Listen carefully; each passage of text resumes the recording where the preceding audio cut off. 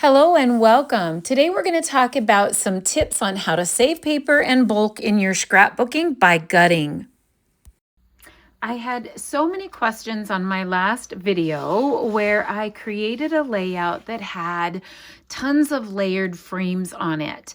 And I gutted those frames and I did a post on Facebook sharing those measurements of how I layered those and how I gutted those.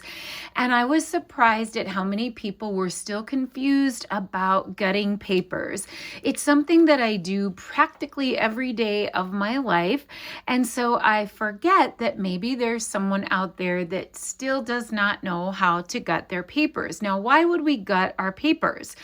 First, to save paper, but second, to decrease the thickness. So you don't want such thick pages in your page protectors. So what I'm going to do here is I'm just going to do a typical type frame that I might use on a scrapbook layout.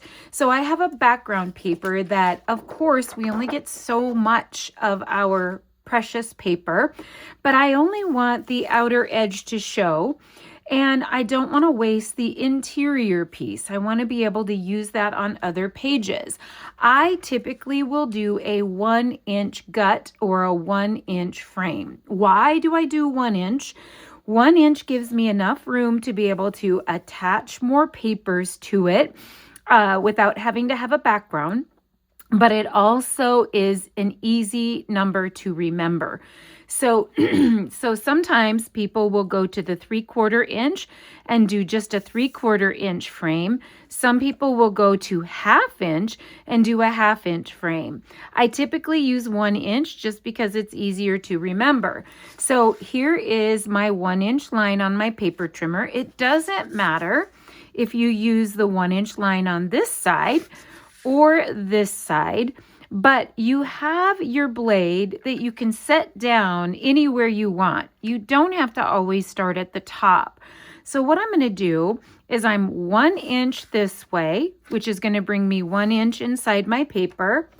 And I'm going to go 1 inch down to the 1 inch mark on my paper trimmer and then poke my blade in. So I'm not cutting the first inch. I'm starting after that first inch. So if I want to gut a 1 inch frame all the way around a 12-inch piece of paper, I'm going to start at the 1 inch and stop at the 11 inch because 11 inches leaves me 1 inch for the bottom frame. Now I've cut from 1 inches to 11 inches and I'm going to rotate my paper and I'm going to repeat it on all 4 sides. Pop the blade in at 1 inch, go all the way down to 11. Rotate, pop the blade at 1 inch and go all the way down to the 11. Pop the blade in at 1 inch again and go all the way around to the 11. All you're doing is creating a little box, and that box makes it so you can use that outer frame. Whoops, I must not have cut this side. Makes it so that you can use that outer frame and not waste the interior piece. All right. So then you can pull apart those layers here. Goodness gracious, my blade must need to be changed. Of course, on camera. All right, I'm going to have to go back through and cut a couple of these pieces and stop the video and change my blade real quick. And then we'll come back and I'll show you how to do odd size layers or odd size gutting when you aren't starting with a 12 by 12. Okay, let's start again. So here is my frame. Here is what I ended up with. And here is what I have left over now to use on other things. So the concept is the same.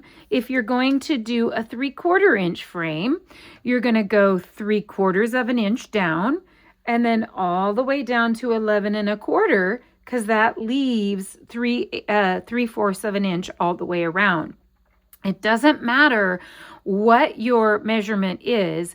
What matters is how much space you need at the edge, and then how much you need left over in the middle. So you can gut your frame. Some people even if it's an odd shape, maybe they need a full piece on one side, but they're going to cover up another side. They may even only gut just a section so that they have a little bit of that pattern paper to be able to use. So what I want to do is I want to have a blue mat and a red mat and then a white mat inside those hearts. So I have a 10-inch square inside of here because this is 1 inch and this is 1 inch. So 10, 11, 12. So I know if I want to frame this, it's going to have to be 10 1/4 inches over the top so that I have enough of a lip to be able to glue that on. Because if this paper is less than 10, it's going to go inside my square. So I'm going to cut this originally at 10 1/4, 10 1/4. Okay, so let's cut that at 10 1/4. Now we're not dealing with a 12 by 12 square, but we still want to gut it, right? Because we're going to layer quite a bit of paper on top of each other. So we're starting with a 10 1/4. So if we want a 1-inch frame around a 10 1/4, we're going to still start at the 1-inch mark, right? But then when you get to 10 1/4, what's 1 inch back up? 9 1/4. So we're going to start at the 1-inch mark. We're going to go to 9 1/4, which leaves us an inch all the way around. 1 inch to 9 1/4. And this is probably the most standard size that I use when I'm framing. I'm very predictable in my frames, but you can have a smaller edge.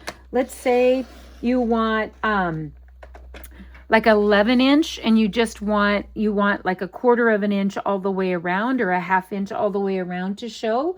You can do that as well. Start with an 11 by 11 piece of paper and then cut from there. So I just cut 9 1/4 inches all the way around.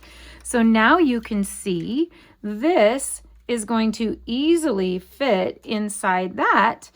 And then now we can even layer it more. Already, if you were layering the whole piece of paper, you'd have 2 pieces of paper, 3 pieces of paper, and then another white piece of paper. You would have 4 pieces of paper stacked on each other that would make this super thick in your page protector. So now I want to have another frame that goes inside this of the red. So this was a 10 1/4. And so I know if I want just a small edge of that, I'm going to go at 10 inches. If I just want a little bit, like an 1/8 of an inch of that to show. All right. Now I'm giving myself plenty of space.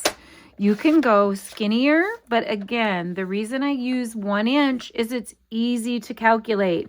You don't have to have your brain working on those odd sizes. So if I have a 10-inch square, I'm going to go from 1 to 9 because then that leaves me a 1-inch frame all the way around. So let's do that. And then I'll show you the layout that I created using the Made with Love collection and the frames. And I'll show you how it turned out using all of these framed pieces. I'll also show you on the back how it looks on the back. Okay, so now we've gutted that and I can add a piece on the front of that. Okay, so here we have 3 frames already. And what I do with these frames is I put liquid glue on the inside of the frame and then I attach the next frame and then I put liquid glue on the inside of this frame and I attach the frame and I do it again, liquid glue, and I attach my final piece that I'm going to create my layout on, and you have beautiful framing. So let me show you what I did here with this. Here is the layout that I created. And so just by adding those extra frames, it helps to bring in other colors besides the reds and the pinks. This was a layout that I did all about the Vintages Resort and Trailer Park. They have vintage Airstreams that they've redone, and the Airstreams are from the 1940s all the way up, and you rent them, and there's fire pits and little outdoor showers. There's little bicycles with baskets that you can ride around the trailer park. So cute. But if you look at the back, here is the back of my layout. Now I have some twine taped onto the back, but you can see that I didn't put another piece on the top. You could have worked on a piece of white or an old piece of paper that you didn't want to use anymore, but you actually can keep this super thin by gutting all of those frames. I hope that has helped the mystery of gutting, and you can save this video if you ever forget or are unsure about it, but you're essentially just making a frame.